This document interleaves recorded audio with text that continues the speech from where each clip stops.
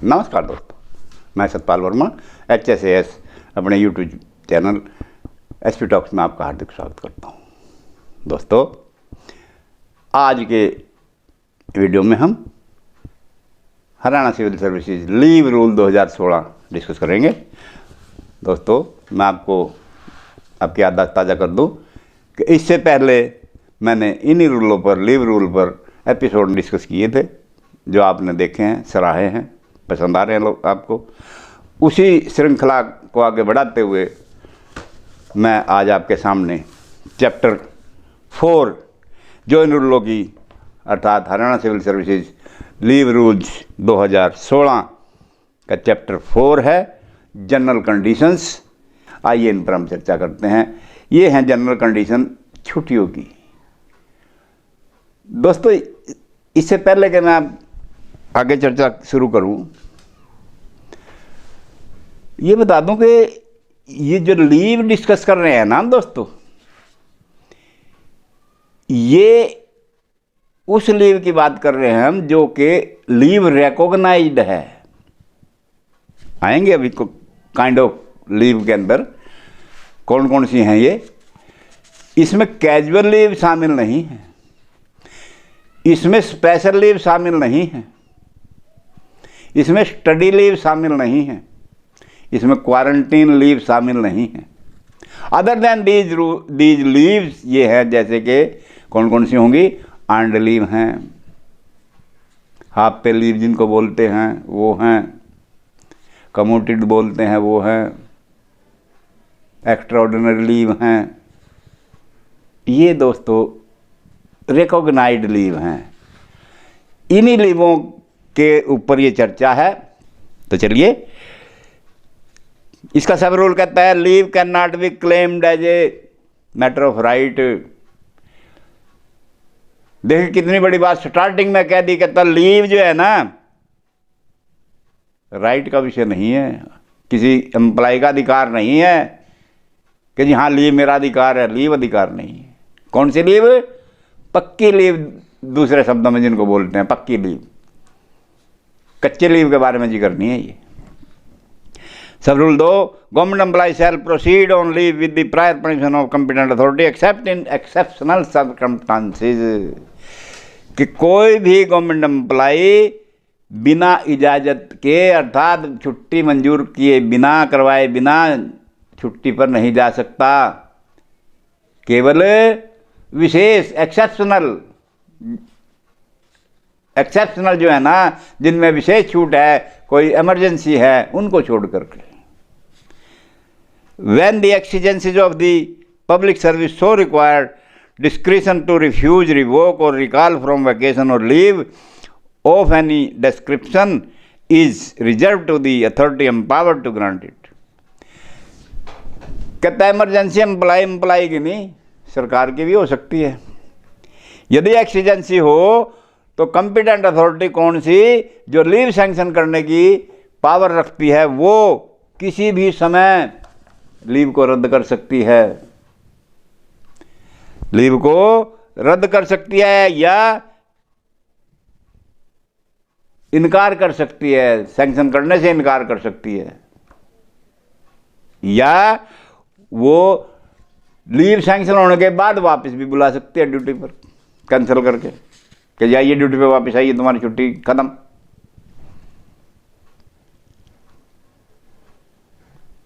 और जिन डिपार्टमेंट में वैकेशन मिलती है, छुट्टियां मिलती हैं सरकारी तौर पे, जैसे कि एजुकेशन डिपार्टमेंट में, उनमें भी वापस बुलाया जा सकता है कंपिटेंट अथॉरिटी कौन सी जो छुट्टी सैंक्शन करने की पावर रखती है। Sub rule 4, the nature of leave due and applied for by a government employee shall not be altered at the option of the sanctioning authority. देखिए कितनी बड़ी बात कह दी। कहते हैं जी जो छुट्टी अप्लाई करी है वो, अर्थात परफॉर्मे में जो रूल लिख दिया, जो काइंड ऑफ लीव लिख दी, वो सैंक्शनिंग अथॉरिटी के द्वारा बदली नहीं जाएगी, अल्टर नहीं करी जाएगी। अर्थात अंडर लीव मांगी है, वो कहते तू मेडिकल लीव ले ले, आप पे लीव ले ले, या तो ऐसा नहीं कर सकता वो। while it is open to the sanctioning authority to refuse or revoke leave due and applied for under this rule। हालांकि कहता है उसको छुट्टी अप्लाई जो भी की उसने उसको रद्द करने का अधिकार है, इनकार करने का अधिकार है, लेकिन अल्टर करने का अधिकार नहीं है, उसको बदलने का अधिकार नहीं। It is not open to sanctioning authority to alter the nature of such leave, और उसकी छुट्टी का स्वभाव भी नहीं बदल सकता, मतलब उसको इनकार करने का अधिकार है, रद्द करने का अधिकार है, लेकिन उसको बदलने का अधिकार नहीं। Sub rule 5, the grant of medical certificate by medical authority does not in itself confer upon the government employee concern any right to leave. कई बार क्या होता है कि जी बीमार हो गए और मेडिकल सर्टिफिकेट भेज दिया जाता है, तो एम्प्लॉय ये ना समझे कि उसका अधिकार हो गया, उसने मेडिकल सर्टिफिकेट भेज दिया और वो सोचे जी मेरा तो अधिकार है, मेरी छुट्टी सैंक्शन हो जाएंगी। नो, मेडिकल सर्टिफिकेट भेजने पर छुट्टी का अधिकार नहीं है बन जाता अपने आप कि जी वो कंपिटेंट अथॉरिटी विचार करेगा, विचार करने के पश्चात उसकी सैंक्शन करेगा, इजाजत देगा। The certificate shall be forwarded to the authority competent to grant the leave and the order of the authority shall be awaited।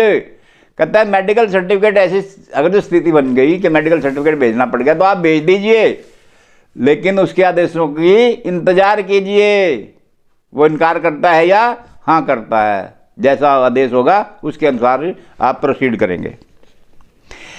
सब rule 6, government employee who absent himself from his duty without permission of the competent authority is liable to have his absent treated as wilful absent. कहता है government employ यदि बिना permission के competent authority की permission के अपने आप को गैर हाजिर रखता है तो उसका ये माना जाएगा कि ये विलफुल एब्सेंट है, जानबूझ करके गैर हाजिर, और कंडक्ट रूल लागू हो गया, डिसिप्लिनरी प्रोसीडिंग शुरू होगी।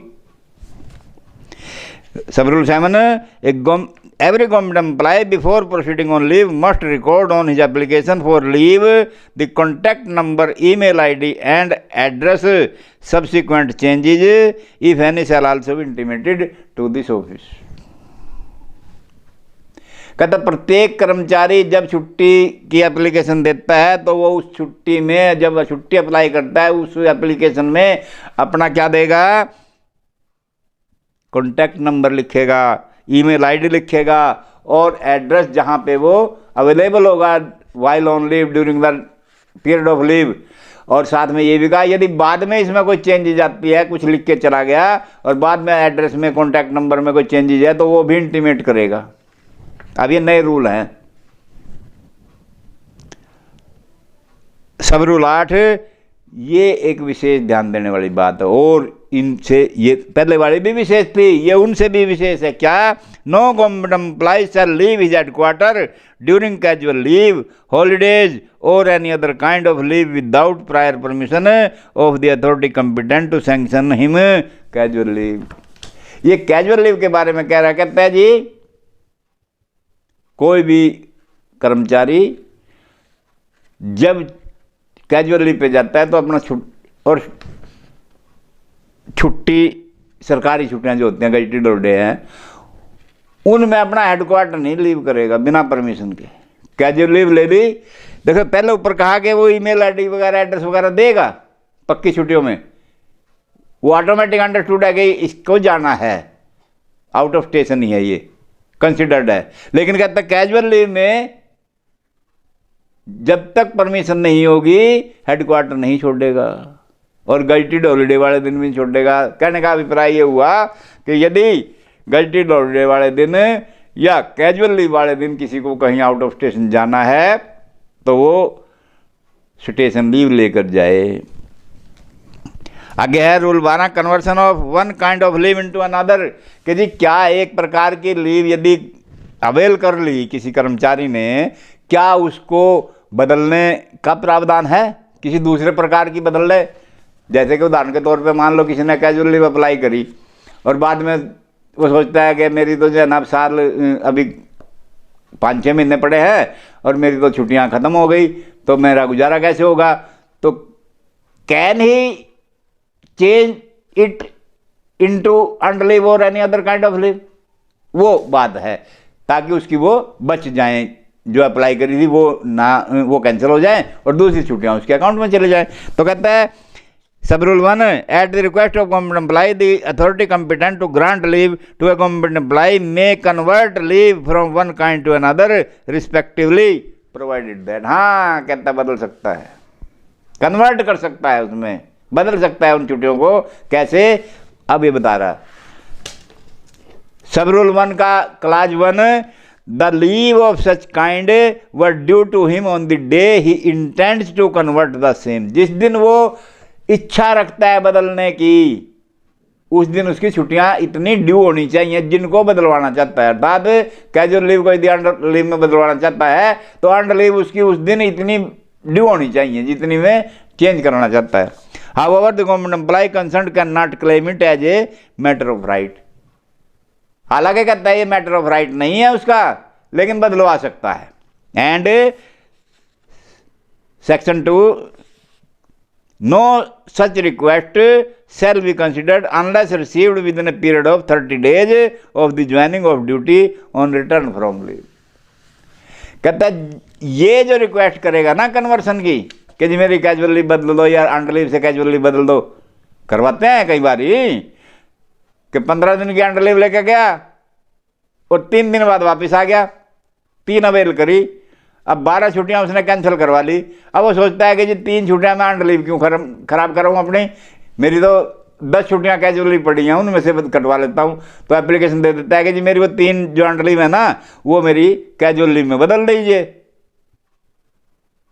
तो ये कब एप्लीकेशन दे सकता है, इसका मतलब ये नहीं कि 1 साल बाद दे देगा या 6 महीने बाद देगा।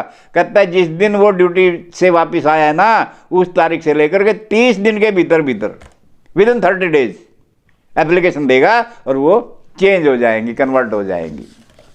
रूल कोई लंबी चौड़ी बात नहीं होती रूलों में, बिल्कुल एक समझने वाली बात है। कितनी आसान भाषा में लिख रखा है। Sub rule 2, the conversion of one kind of leave into another shall be subject to adjustment of leave salary on the basis of leave finally granted to the government employee. Any amount paid to him in excess shall be recovered और any error due to him shall be paid. अब प्रश्न उठता है conversion के बाद कि जो उसने कन्वर्सन कराई क्या उसका सैलरी पे इफेक्ट होगा।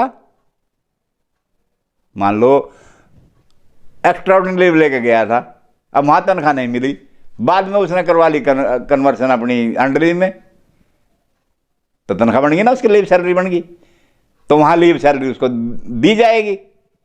और यदि मान लो अंडर लीव लेके गया और बाद में आगे एक्स्ट्रा ऑर्डिनरी करवाता है या हाफ पे करवाता है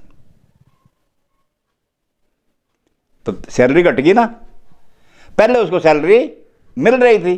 तो दोनों बातों में यदि उसकी लीव सैलरी इस अफेक्ट से, कन्वर्सन के अफेक्ट से यदि उसकी लीव सैलरी पे अफेक्ट आता है प्लस या माइनस, अर्थात उसकी ड्यू बनती है या टू बी रिकवर्ड बनती है, तो वो सारी एडजस्ट कर ली जाए। अर्थात एरर बनता है तो दे दिया जाए, अगर जो रिकवरी बनती है तो कर ली जाए। इसी का note 1, conversion of leave of one kind into another shall not be allowed after the employee ceases to be in service. कहता है ये ड्यूरिंग सर्विस में ही होगा, ऐसा नहीं हो सकता कि जब नौकरी छोड़ दी उसने, अर्थात रिटायर हो गया या रिजाइन कर गया, वॉलंटरी रिटायरमेंट ले ली, उसके बाद कहेगी जी मेरी भी छुट्टियां कन्वर्ट कर दो, क्यों, लीव सैलरी मिल जाएगी ना। तो ऐसे मामले में जब नौकरी छोड़ जाएगा उसके बाद नहीं होंगी। नोट दो, period of wilful absent treated as extraordinary leave under rule 40 shall not be converted into another kind of leave. यदि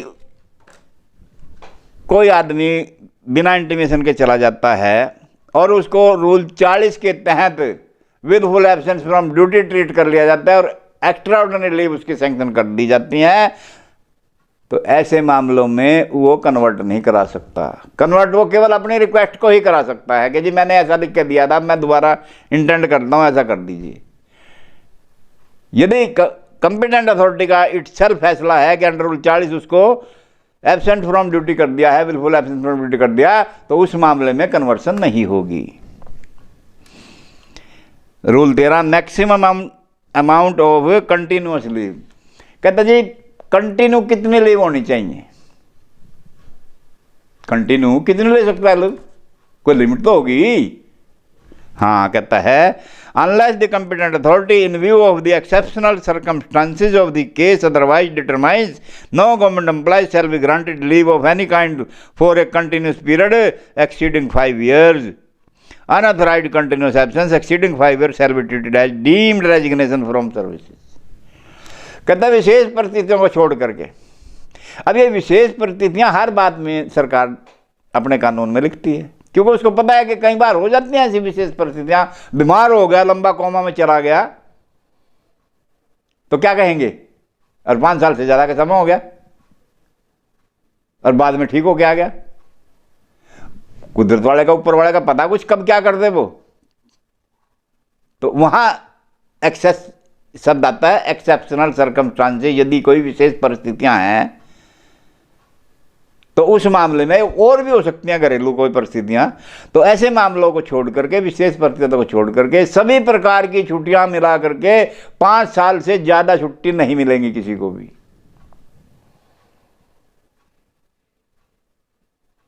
और यदि कोई ऐसा करता है, पहले तो कह दिया नहीं मिलेंगी, और साथ में ये भी कहते हैं यदि 5 साल से ज्यादा कोई करता है और विशेष परिस्थितियां नहीं है, तो कहता है जी उसका फिर ऐसा मान लिया जाएगा कि इसने नौकरी छोड़ दी, रिजाइन कर दिया ऑटोमेटिक, बस ऑटोमेटिक रिजाइन मान लेंगे इसका।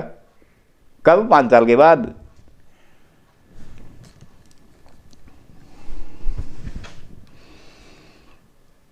Rule 14, affect of dismissal, removal, resignation और रिटायरमेंट ऑन लीव अकाउंट।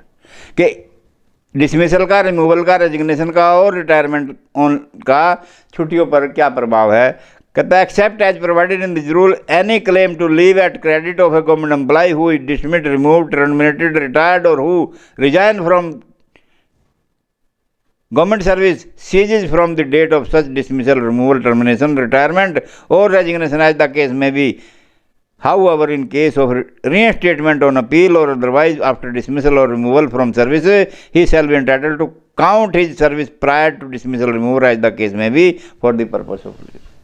कहता है जी जिस दिन वो उसका संबंध विच्छेद हो जाता है नौकरी से, अर्थात डिसमिसल होगी, रिमूवल होगी, टर्मिनेशन होगी, रेजिग्नेशन हो गया, रिटायरमेंट होगी, उस दिन के बाद उसकी छुट्टियों की काउंटिंग के लिए कोई संबंध नहीं रहा, खत्म हो जाता है, अर्थात उस दिन तक ही काउंट होती हैं। हाँ, ये अलग बात है कि यदि कोई डिसमिसल, रिमूवल, टर्मिनेशन इन पर कोई बहाल हो जाता है अपील के द्वारा, तो उन मामलों में कहता है कि फिर जो है ना वह जो उसका पीरियड है डिसमिसल से पहले का पीरियड और आगे वाला, वो फिर वो शामिल करके फिर शामिल हो जाएगा, छुट्टियों की काउंटिंग के लिए माना जाएगा। आगे कहता है रूल 15 में commencement and expiry of leave, कि शुरू कब से होंगी छुट्टियां और खत्म कब होंगी। सब rule 1, leave ordinary begins on the day on which transfer of charge is affected and ends on the day preceding that on which charge is resume. कि जिस दिन वो चार्ज छोड़ेगा उस दिन शुरू हो जाएगा, और जिस दिन आगे रिज्यूम करेगा, चार्ज ले लेगा, उस दिन छुट्टी की समाप्ति मानी जाएगी। Sub rule 2, when joining time is allowed to a government employee on return from leave out of India, the last day of his leave is the day on which he arrives at any place of India by any mode of journey. कहता है यदि वो out of India छुट्टी पर गया हुआ है और जिस दिन वो वापस आता है वहां से by any mode of conveyance, उस दिन उसकी समाप्ति छुट्टी होगी, अर्थात नेक्स्ट डे उसने ज्वाइन करना है। 16, recall of a government employee while on leave. जब गवर्नमेंट एम्प्लॉय छुट्टी पर चला गया, क्या उसको वापस बुलाया जा सकता है, रिकॉल किया जा सकता है। कहता हाँ, in case of government employee is recalled to duty before the expiry of his leave. कहता है छुट्टियां खत्म होने से पहले भी किसी भी समय एम्प्लॉय को वापस बुलाया जा सकता है। वो कैसे? Such recall to duty shall be treated as compulsory in all cases and the government employee shall be entitled. कहता है ये अनिवार्य है, कंपल्सरी है, जबरदस्ती है बुलाना उसको वापस। और फिर उसमें क्या होगा, उस वो किस चीज़ का पात्र होगा, एंटाइटलमेंट क्या है उसकी। कहता जी A sub rule, if the leave from which he is recalled is in India to be treated as on duty from the date on which he starts for the station to which he is ordered and to draw. कहता जिस दिन उसको, यदि वो भारत में है, India में है छुट्टी के दौरान, तो वो उसी दिन से ड्यूटी पे समझा जाएगा। किस दिन से, जिस दिन उसको ऑर्डर दिया और उसने अपना स्टेशन की तरफ चलने का मन बना लिया, चल पड़ा स्टेशन को उसी दिन से। और वो क्या ड्रा करेगा, वहां से जहां से चला है वो। ध्यान देने वाली बात है ये।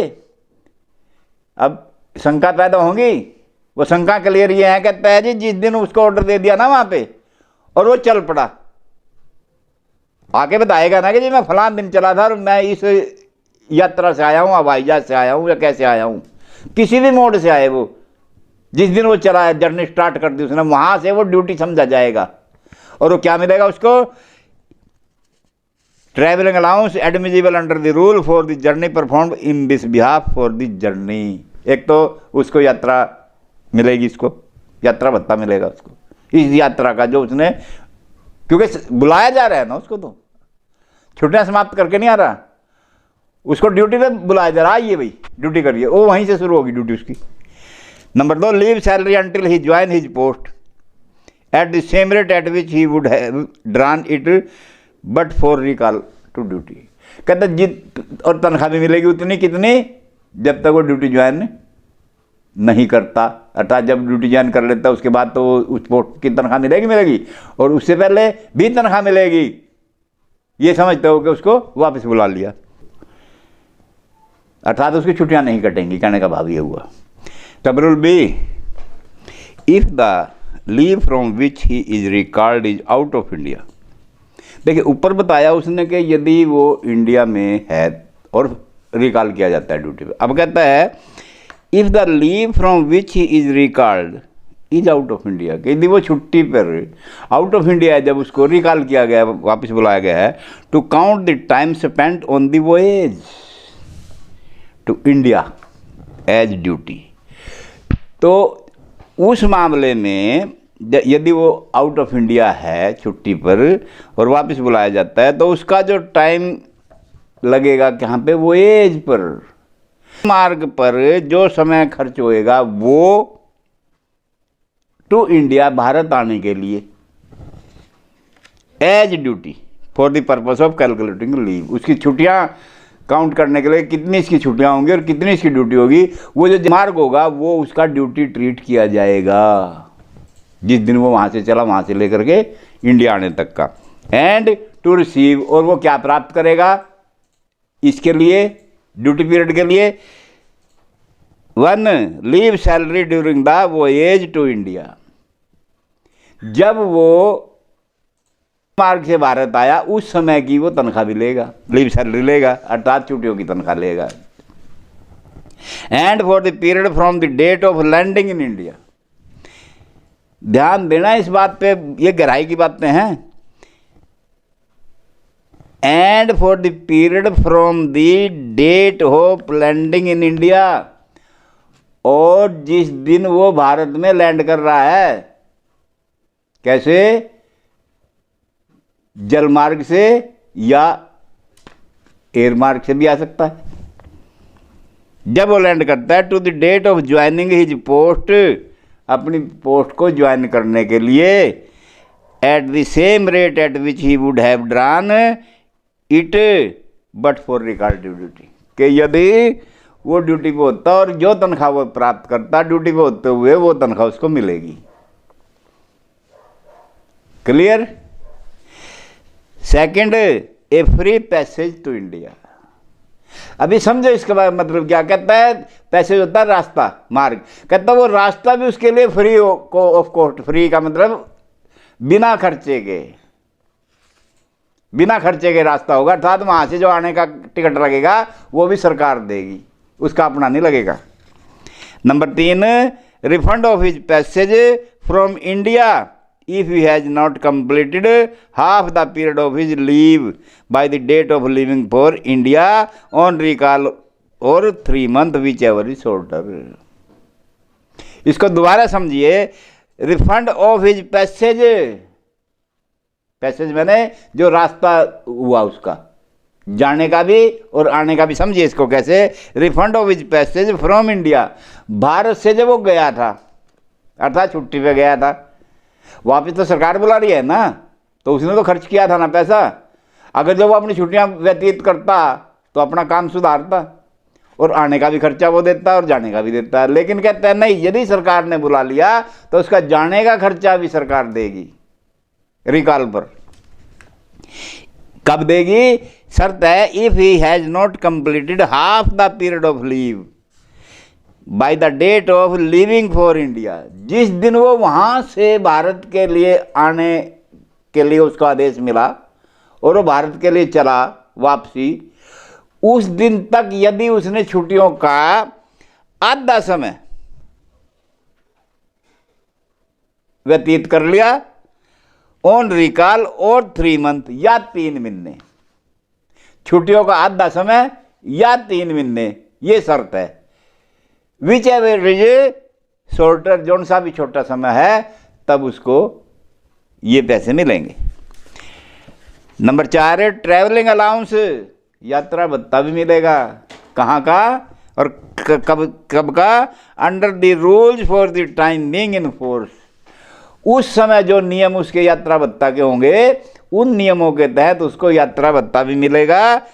कौन सा? फॉर ट्रैवल, उस यात्रा के लिए। कौन सी? From the place of landing in India, Bharat में उतरने के पश्चात। लैंडिंग का मतलब उतरने के पश्चात, चाहे वो एयर से आ रहा है या वो जल मार्ग से आ रहा है।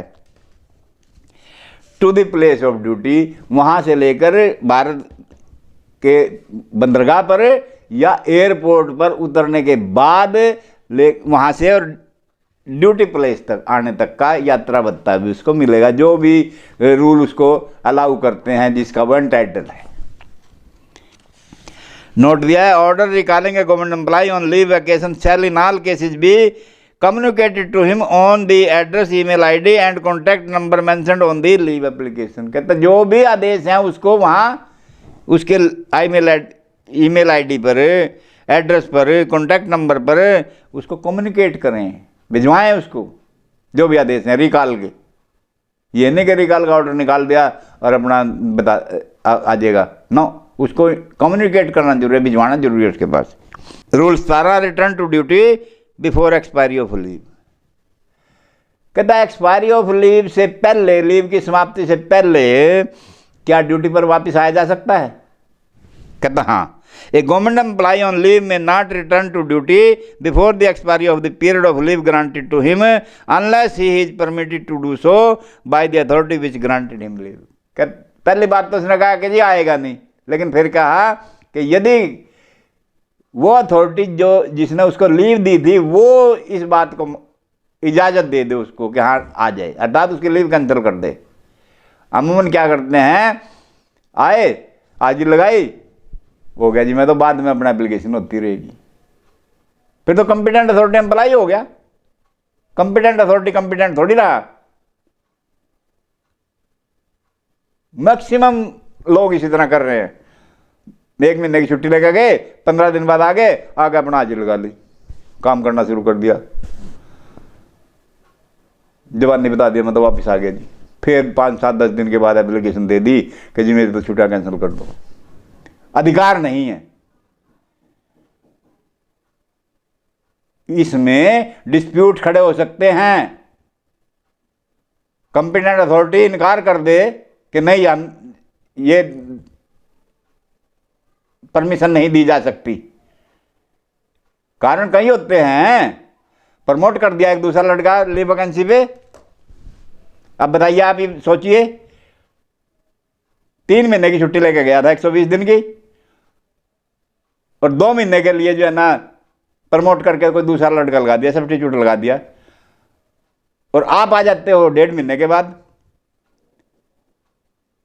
और आप लगा लो हाजिरी कि जी मैं तो आ गया, परमिशन ली नहीं, तनख्वाह कैसे ड्रा हो जाएगी बताइए, कैसे ड्रा करेंगे? क्योंकि उसकी तनख्वाह भी ड्रा हो रही है उसी पोस्ट के अगेंस्ट, और तुम भी कह रहे हो मेरी भी तनख्वाह ड्रा करो। अब एक पोस्ट के अगेंस्ट दो आदमियों की तनख्वाह कभी ड्रा नहीं हो सकती। ऐसे हालात हैं तो कैसे ज्वाइन कर सकता है बिना परमिशन के? इसका मतलब ये नहीं कि ऐसे हालात होंगे हर जगह। बात यह है कि रूल में प्रावधान है कि आप अपनी छुट्टी कैंसिल कराइए जब कंपिटेंट अथॉरिटी आपको इजाजत दे दे टू ज्वाइन योर ड्यूटी, तब आप ज्वाइन करें। रूल का ये प्रावधान है। Sub rule 2, the employee proceeding on leave preparatory retirement shall not be allowed to return to duty save with the consent of appointing authority. बहुत पुराने समय की बात है जब LPR मिलती थी, लीव प्रिपेरेटरी टू रिटायरमेंट, अर्थात रिटायरमेंट पे जाना है जी, उसकी तैयारी करनी है मैंने, क्यों मेरे घर के हालात ऐसे हैं, मकान बनाना है, मकान की रिपेयर करानी है, मैंने अपने आप को सेटल होना है गांव में जाके। इन बातों को देखते हुए LPR लेते थे। फिर वो बीच में प्रावधान बंद हो गया था। अब नए रूलों में LPR का प्रावधान फिर है। इसका अब LPR समझिए जरा, LPR leave preparatory to retirement. अब छुट्टी लेके चला गया रिटायरमेंट से पहले 120 दिन की अंड लीव ले ली और रिटायरमेंट से एक दिन पहले ज्वाइन कर लिया। यही लीव प्रिपरेटरी रिटायरमेंट है, अर्थात रीजन देना पड़ेगा उसमें, कोई रीजन देने की जरूरत नहीं, डोमेस्टिक अफेयर लिखने की जरूरत नहीं, बस LPR, रूल का नंबर LPR। वो भी LPR थी, ये भी LPR है, क्योंकि देखा कि हाँ ये तो लेते हैं लोग तो LPR ही दे दी जाए। तो यदि LPR पे गया है कोई बंदा, वो कैंसिल नहीं होंगी जब तक के अपॉइंटिंग अथॉरिटी इजाजत ना दे दे। देखिए फर्क है, वहां पहले कंपिटेंट अथॉरिटी का जिक्र आया, अब आएगी अपॉइंटिंग अथॉरिटी, क्योंकि अपॉइंटिंग अथॉरिटी ही रिटायर करती है और LPR भी उसकी कंसेंट से ही होती है। इसलिए जब तक वो कंसेंट ना दे दे, मतलब छुट्टियां सैंक्शन करने की कंपिटेंट अथॉरिटी तो कोई और है, कंसेंट की बात है कि उसकी कंसेंट लेनी पड़ेगी। मैंने आपको पिछले एपिसोड में बताया था कि अपॉइंटिंग अथॉरिटी और competent authority to grant leave दो भिन्न अथॉरिटियां हैं। तो अपॉइंटिंग अथॉरिटी की कंसेंट लेनी पड़ेगी किस मामले में? यदि LPR पे गया हुआ एम्प्लॉय वापिस आता है ड्यूटी पर अपनी लीव कैंसिल करा के। Rule 18, arrival report on return from leave, कि जब आप छुट्टी से वापस आते हैं किसी भी रूप में, बीच में छोड़ के आते हैं, रिकॉल से आते हैं या पूरी कंप्लीशन पे आते हैं, तो क्या अराइवल रिपोर्ट देनी है? सब रूल 1 में कहता है government employee on return from leave must submit his arrival report in writing to the authority concerned. कहता जब वो छुट्टी से वापस आ रहा है गवर्नमेंट एम्प्लॉय, तो उसको अराइवल रिपोर्ट अपनी सबमिट करनी है अथॉरिटी को, कंसर्न अथॉरिटी को देनी है। Number 2, a government employee returning from leave is not entitled in the absence of specific order to that effect to resume as matter of course the post which he held before going on leave. He must report his return to duty and await order. कहता कोई भी आदमी छुट्टी पर जाने के बाद जब वो आता है, जब तक उसको आदेश नहीं मिल जाते उसके हक में ड्यूटी रिज्यूम करने के लिए, वो ज्वाइन नहीं कर सकता, वो अपने ऑर्डरों की इंतजार करे। मैंने बताया ना लीव वैकेंसी पे कई बार प्रमोट कर देते हैं। तो ये सारी बातें हैं, जब आप प्रैक्टिकल करेंगे दफ्तर में बैठ के तो आपको पता चलेगा इन बातों का। रूल में लिखा हुआ पढ़ने से और प्रैक्टिकल जब तक ना हो जाए तब तक शंकाएं रहती हैं, हेजिटेशन भी होती है। लेकिन जब आप प्रैक्टिकल करेंगे तो प्रैक्टिकल में जबानी आपको बताना हो ना कि ऐसे होते हैं, तो आपकी सारी शंकाएं दूर हो जाएंगी। Rule 19, overstay of leave and willful absence. अब ये ओवरस्टेल क्या है? शब्द आया ओवरस्टेल, अधिक समय तक अधिक समय व्यतीत करना। किसका? छुट्टियों का। कैसे? 15 दिन की छुट्टी लेके गया मैं और 20 दिन के बाद आया तो 5 दिन का मेरा ओवरस्टेल हो गया। इसको क्या कहेंगे? कहते हैं जी ये विलफुल एब्सेंस है, क्योंकि छुट्टी तो मंजूर करा के जाना जरूरी है, एक्सटेंशन भी कराना जरूरी है। पक्की छुट्टियां हैं, ये लीव हैं, ये रिकॉग्नाइज्ड लीव है। तो उसके लिए क्या प्रावधान है ओवरस्टेल का?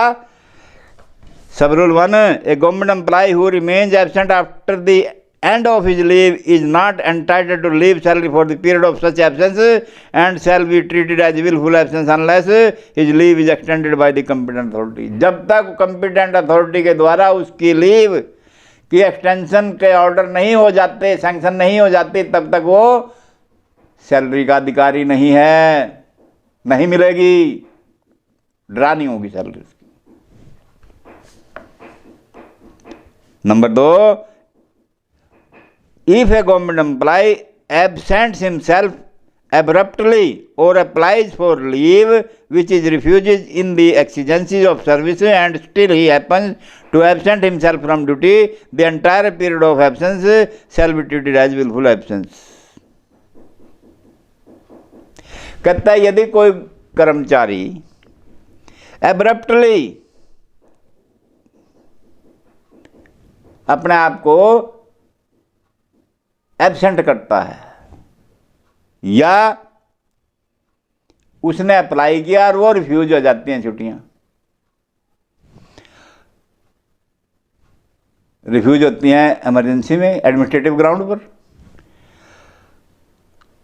और तब भी क्या होता है कि वो अपने आप को वापस नहीं लाता, अर्थात ड्यूटी पे नहीं आता और एब्सेंट रखता है अपने आप को।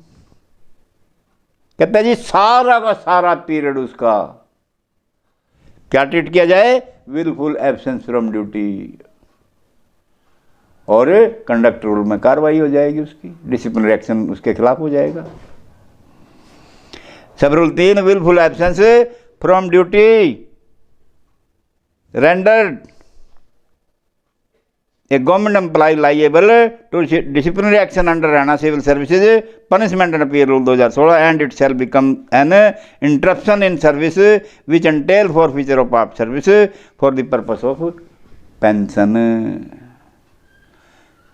कहता है एक तो एक्शन हो जाएगा, एक्शन करो उसके खिलाफ होगा पनिशमेंट अपील रूल में, और उसकी पेंशन में इतने पीरियड की इंटरप्शन इन सर्विस मान ली जाएगी, अर्थात क्वालिफाइंग सर्विस कम हो जाएगी उसकी इंटरप्शन मान करके। और इंटरप्शन जब विलफुल एब्सेंस की इंटरप्शन होती है then past service shall be forfeited. जब पेंशन के पढ़ेंगे ना, उसमें आप पढ़ेंगे पेंशन के रूल में आएगा कि इंटरप्शन इस प्रकार के विलफुल, कई प्रकार की इंटरप्शन है, वो सारा डिस्कस करेंगे हम। तो वहाँ पे जो है ना वो interruption wilful absence from duty ये मानी जाएगी, और इसका मतलब होगा forfeiture of past service, अर्थात इसकी पिछली सर्विस जब्त कर ले जाए। अब आप देख लें विलफुल एब्सेंस का कितना इफेक्ट है। Rule 20, acceptance of employment during leave, कि क्या छुट्टियों के दौरान कोई और रोजगार प्राप्त किया जा सकता है? गवर्नमेंट एम्प्लॉय है, छुट्टी लेके चला गया 6 महीने की, तो क्या इन 6 महीने में कोई और नौकरी कर सकता है वो? नो।